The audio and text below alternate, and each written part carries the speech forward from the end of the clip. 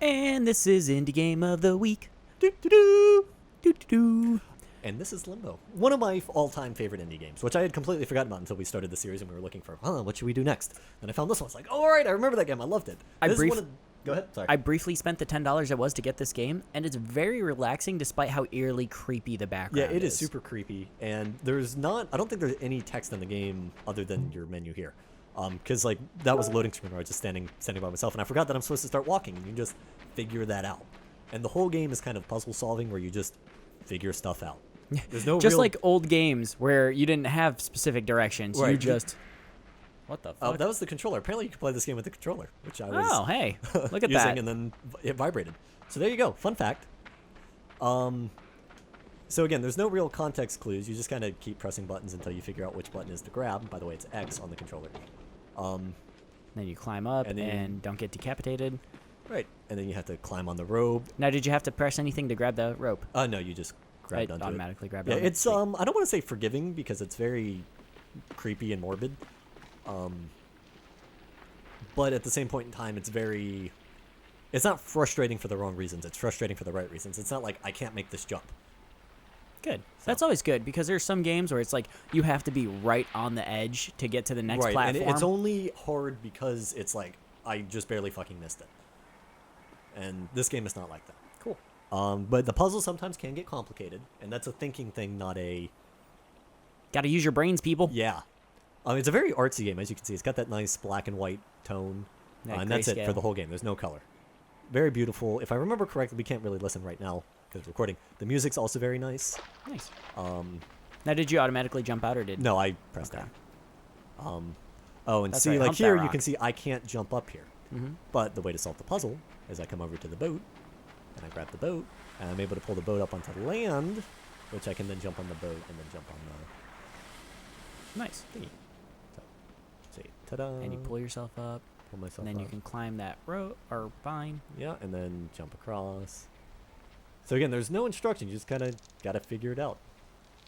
I like games like this.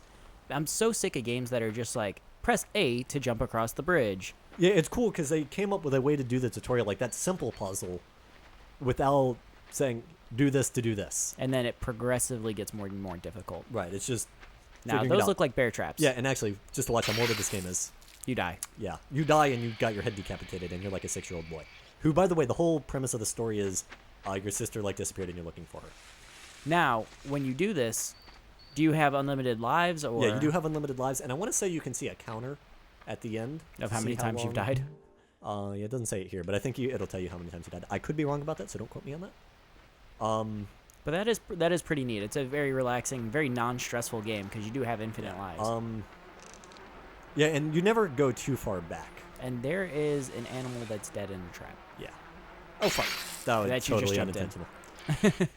So, you see, I'm not, far back from where I just was. I know how to use the ninja rope. Wow, I'm a fucking moron. I don't like this controller. I played with the keyboard when I played with it. I actually played on my Mac. This game's also available on Mac. Mac, PC, and it is available on iPad, I think. I'm not surprised by that. Yeah, this is a very iPad-y game, I could see. Yeah, and so I played it actually because it was so easy to do. Was not... Did not work at all. No, that was not successful at all. Oh, I see what you're trying to do here. I'm trying to do, and I could be thinking of a different part of this game where you have to pull the bear trap underneath. So. But this looks like it could definitely be it. Yeah, it definitely could be. Yeah, there we go. See, so I took the weight off of it, so the branch went up higher, so I was able to make this jump. See? Yeah, that was strategy, thinking. And sometimes you get, eaten by this brain control bug that you have to think about, so you walk in the opposite direction you want, and... Wait, what? It's kind of complicated. I don't want to spoil too much, but... Okay. There's stuff that changes the basic controls and whatnot that makes it very complicated. Oh my god. Like a giant rolling thing of tumbleweed. Well, that change your controls and stuff.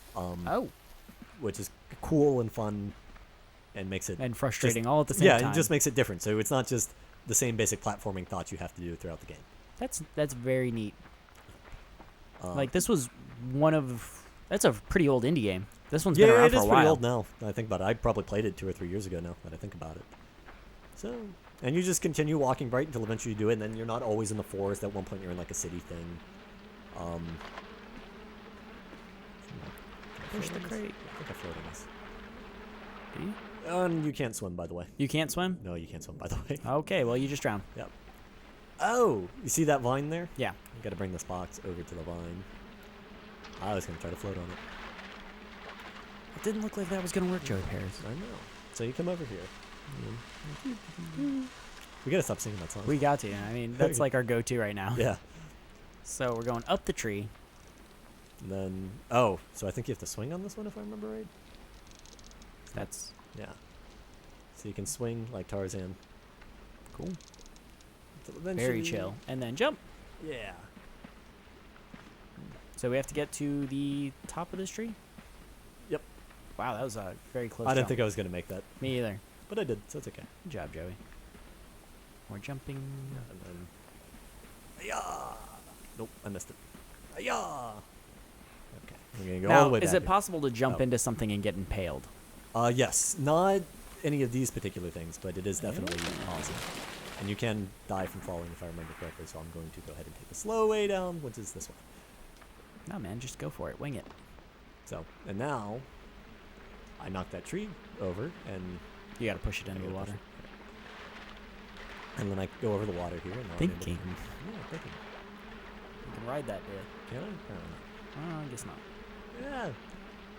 I'd probably make the jump even if I tried anyway. Yeah. But. And then you can get across. And there's a couple of like physics-based challenges which are neat. And then you deal with some water challenges, and I want to say there were some gravity challenges at one point. So there's a nice variety of... Oh, look, a bear trap in a tree. Yeah. That has to be something important. Yeah, it is. And this is actually about where we're going to end the video. What is the butterfly? Oh, crap. Oh, Ooh. you just died. I just died. So I think actually on that note, I'm going to end the Let's Play. Yeah. Because the spider thing is Pretty fucking creepy. critical part of the story.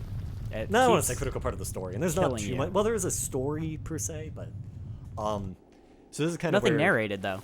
No, nothing narrated. It was one of those cool games that was able to do stuff without being narrated. I forget where I was going with that. But basically, this spider is the mark of the end of the tutorial section of the game, and more where you're going to go from here. So fantastic game. Whatever cost it is, it's probably $10. Yeah. Absolutely worth it. Probably got a good 4 or 5 hours beating the whole story. Definitely worth the $10, though. Yeah. It makes you think. It'll improve your thought process. Yeah, exactly. It'll improve your thinking. So on that note, we're gonna sacrifice our 10-year-old one more time. And Goodbye, say Johnny. Goodbye. Well, I guess he's not mad enough to kill us. Oh, there he goes. Yep. He just kicked us. And up. That's over our head. Yep. So it's also a very gory game, which we mentioned, but yeah, there's no Your niceness 6-year-old to is the getting 10-year-old massacred. or whatever. So thank you for watching another week of Indie Game of the Week. Potato. Potato.